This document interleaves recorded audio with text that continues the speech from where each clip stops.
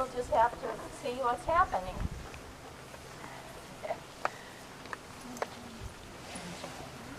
Well, and who are you? Why, I'm John Ballard Clark. Oh my.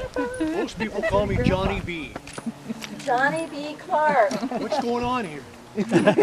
Well, we came to learn a bit about the history of the cemetery. Well, I can tell you a story or two. Yes, please do. Well, let's see. My father was Milo Clark, and he bought a land grant from a fellow who was a soldier in the Civil War. In fact, that land grant was signed by Ulysses S. Grant himself, and the family still has it. Boy, that's fantastic. Now this land grant was a parcel from the Snoqualmie River all the way to the top of the hill. In fact, that's where I was born, on that property on July 11, 1897. Wow. You look good. Now several pieces of that property were sold off throughout the years. And in fact, a couple of locals, Ray Byrne and Chris Lutzy, bought some property from me. In fact, the piece I sold to Chris had a nice pond on it with some mighty tasty catfish in there. I don't know, can anyone verify that catfish are still in there? The several more parcels were sold off, but the family still has a 2-acre parcel still there on the original property. Well, now my mother was Senna Virginia Ballard Clark. And why, that's where I got my middle name. And her and my father had 4 children. There was Mary Louisa and Burl, Harry, and myself, of course. I was the second child, the first of the boys. Now I remember Burl, he was a thinking and tinkering kind of guy. And then Harry, he had the brains, and he loved his schooling. Now Mary, she was kind of hard to understand. Why, most of the time we just let her be.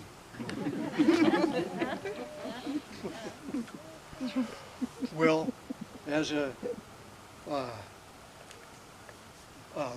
we told people we came from Novelty. Well, Duval wasn't even a town at the time.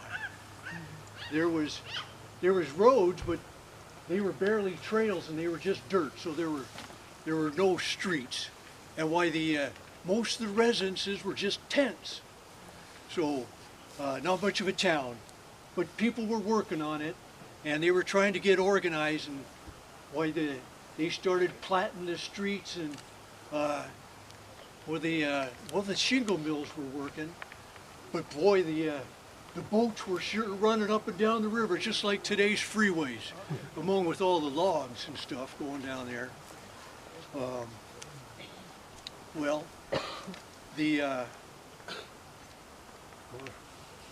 where were we? We got the logs and... Right. Well, let me tell you Okay, what did you do when you had a whole load of logs? well, we would get we had a logging company, and we had the logs in a boom down by the river.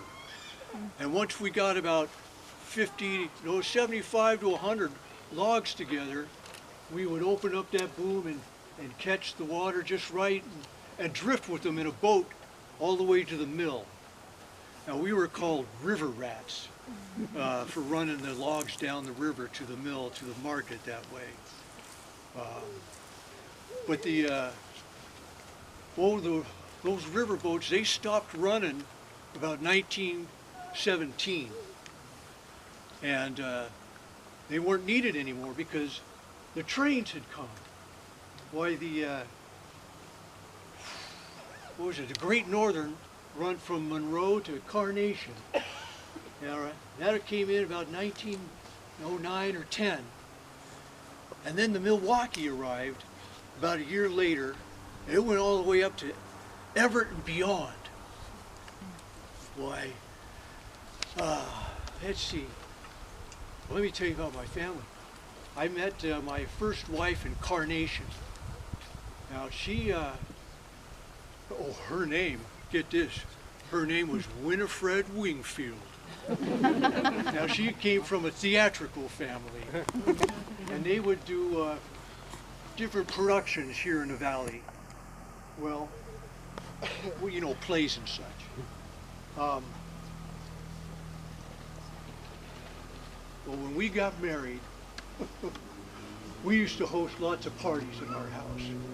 Well, actually they were seances. Old Winnie, she would conjure up lots of spirits, and those spirits would differ depending on who was invited to the party. We even have a picture of one of the seances with those spirits in the background. I'm not talking about the ones in the bottle.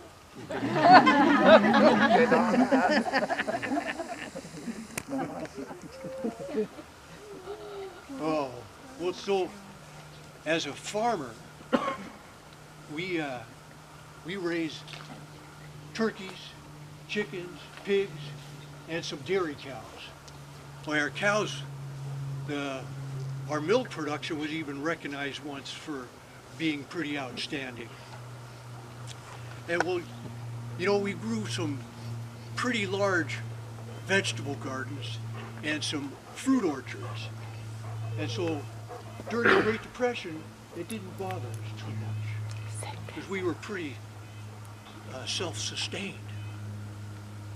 I remember once going with my father up to Snohomish, and we had a couple cases of eggs and some finely dressed porks. And why, we had to go to 2 or 3 meat markets before we found someone to buy those porks. And you know what? We only got 2 cents a pound for those pigs. Wow. And the eggs were 10 cents a dozen, by the way. Well, another time I went with my father on a trip to Monroe to a slaughterhouse. Now, this time he didn't want to spend the effort butchering the pigs, so we just loaded them up in a wagon and took them up there. Well, this was after the Depression. That was over now. And we got 12 cents a pound for those pigs. So that worked out a lot better now. Well, let's see. Did you have any children? Yeah, well, we did. My wife, Winifred, she died in 1938, and at that time we had 3 boys. Milo was 18, and Gene Roberts was 17, and Wayne Allison, he was 12 years old. And well, we all took it pretty hard. But right before that, I had hired a lady to come help around the house with the boys. Her name was Elizabeth Ann Stevens, and she was pretty well-to-do. In fact, her father was a Washington State Senator at one time. Well, Elizabeth went by Betty, and time goes on, and I have a little talk with Betty, and we decided to get married. And the boys grew to love her. There was some adjusting in the house.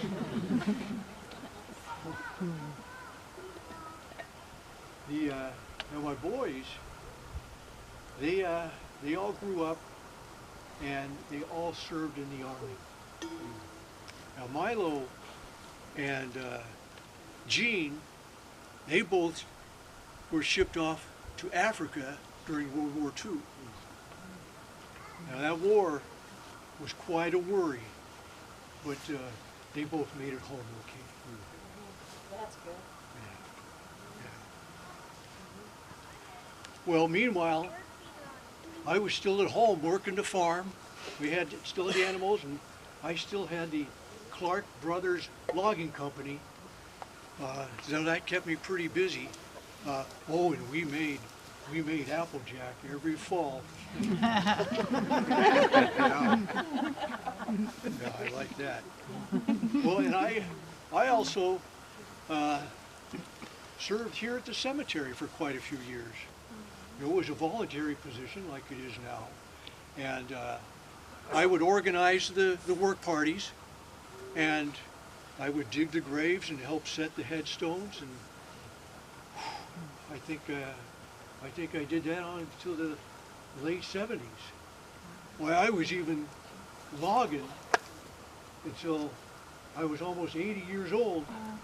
I realized it was time to slow down. Well, you know, time moves a little faster when you get older. It's the truth. It does. Well, my wife Betty passed away in 1968. We had 30 good years together. Why, I had 16 grandchildren and 20 great-grandchildren when I passed. Can't ask for much better than that. I still kept busy though with the there was the Dairyman Society and the Grange, and why, I was even a charter member of the town banks. I watched Duval grow quite a bit. I let my opinion be known when it came to the growth and development.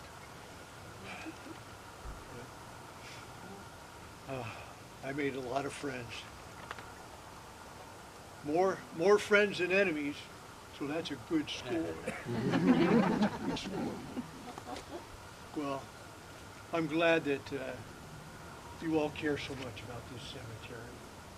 You know, it's 100 years old, and I was here from the beginning. That's hard to imagine. Well, I've talked your ears off. Thank you for listening. Thank you.